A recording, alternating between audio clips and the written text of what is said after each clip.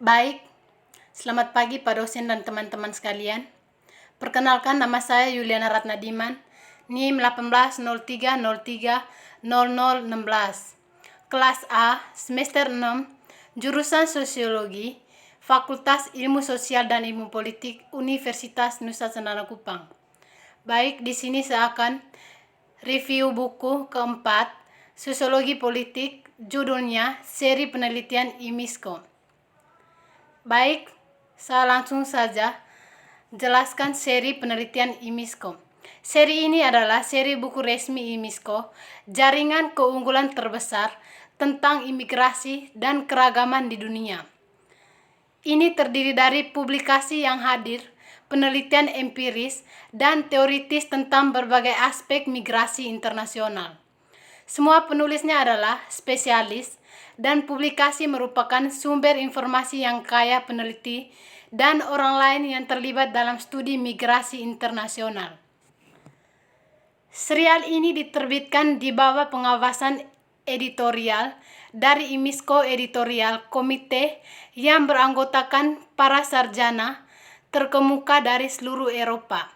Seri yang berisi lebih dari 80 judul adalah preview internasional yang memastikan bahwa buku yang diterbitkan dalam seri ini terus menghadirkan akademis yang unggul, standar, dan kualitas ilmiah. Sebagian besar buku tersedia dengan akses terbuka. Bab 1, Politik Integrasi Disk.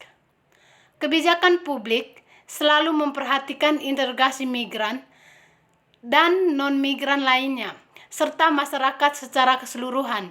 Apa arti dari integrasi jelas berubah dari waktu ke waktu, dan dengan itu sifat politik yang tepat dirancang untuk memperlakukannya baik pada tingkat individu maupun masyarakat.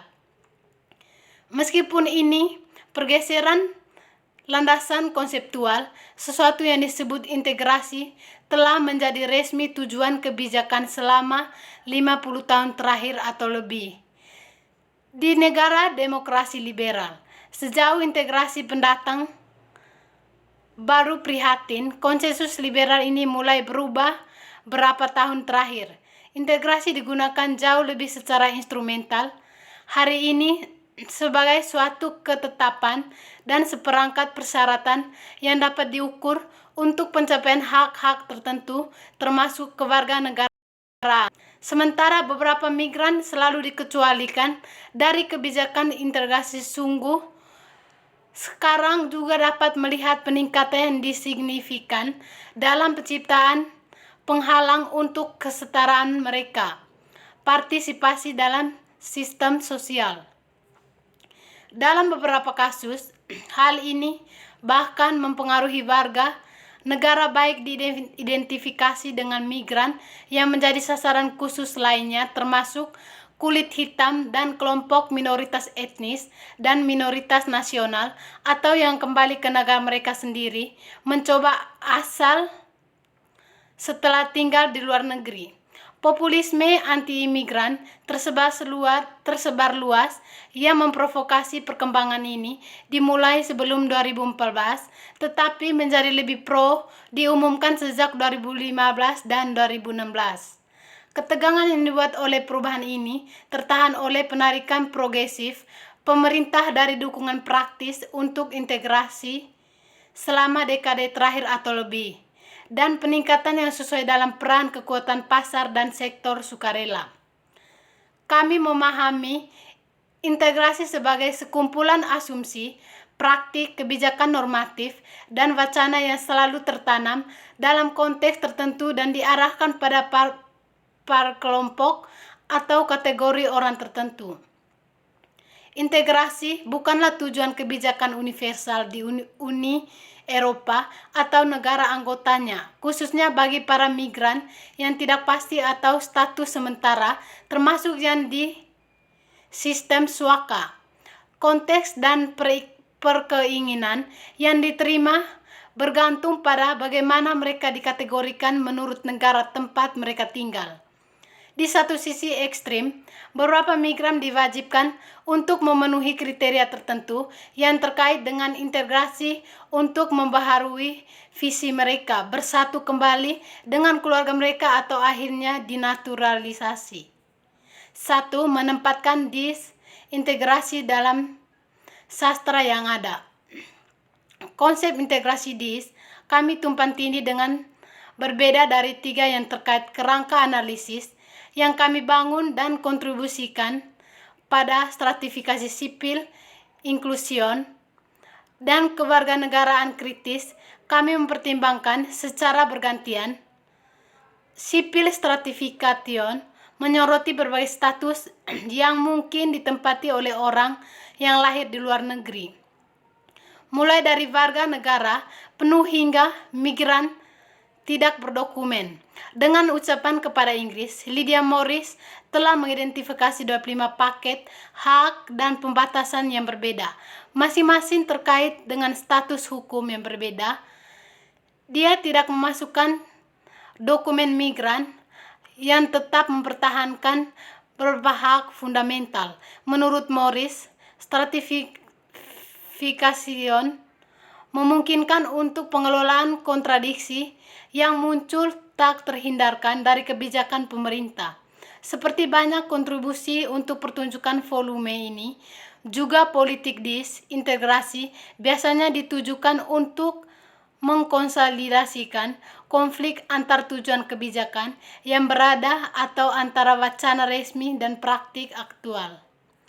Perbedaan utamanya adalah stratifikasi sipil mempertimbangkan gambaran statis dari perbedaan hak sebagai hasil dari kategorisasi analisis disintegrasi proses di mana hak tersebut diperoleh atau hilang. Selain itu, stratifikasi sipil didasarkan pada suatu kontinum, sedangkan disintegrasi menyangkut jalinan 2 proses yang tampaknya kontradiktif.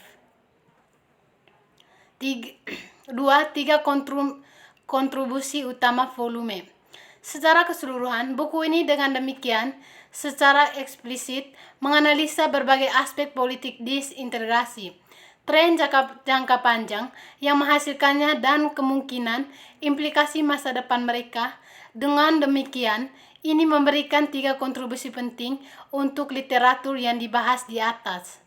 Pertama, ia mengeksplorasi bagaimana integrasi dibingkai dalam istilah dari kapasitalis terbatas sehingga membutuhkan langkah-langkah disintegrasi yang menyertai.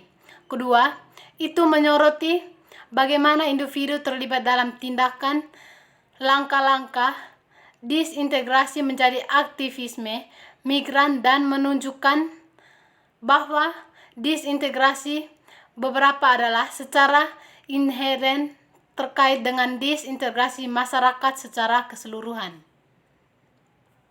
3. Argumen kapasitas terbatas.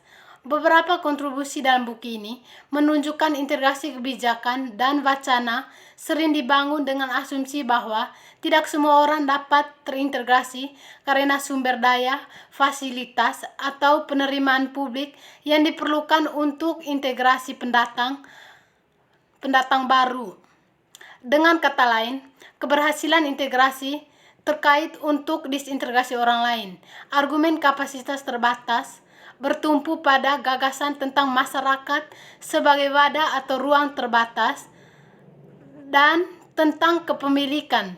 Ini juga memerlukan seruan untuk pembatasan berintegrasi dan siapa yang tidak.